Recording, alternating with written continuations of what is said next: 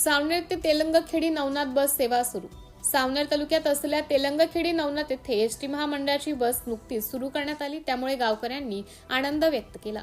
तेलंगखेडी येथील नवनाथ आश्रम प्रसिद्ध आहे। या आश्रमात दररोज भाविक मोठ्या संख्येने येतात, तसेच गावातील विद्यार्थी सावनेर येथे शिकण्याकरिता जात असतात। त्या दृष्टीने ही बस अतिशय सोयीची झालेली आहे।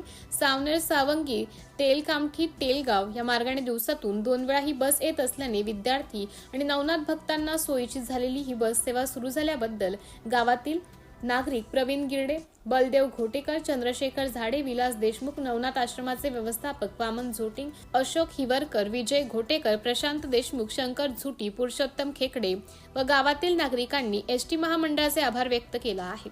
विशेष आभार महसूल मंत्री माननीय चंद्रशेखरजी बावनकुळे, सावनेरचे आमदार डॉक्टर आशिष देशमुख, विधान परिषद आमदार राजीवजी पोद्दार, माजी जिल्हा परिषद उपाध्यक्ष मनोहर कुंभारे यांचे मानले आहे। सिटी इंडिया न्यूज साठी प्रतिनिधी लक्ष्मण मदनकर।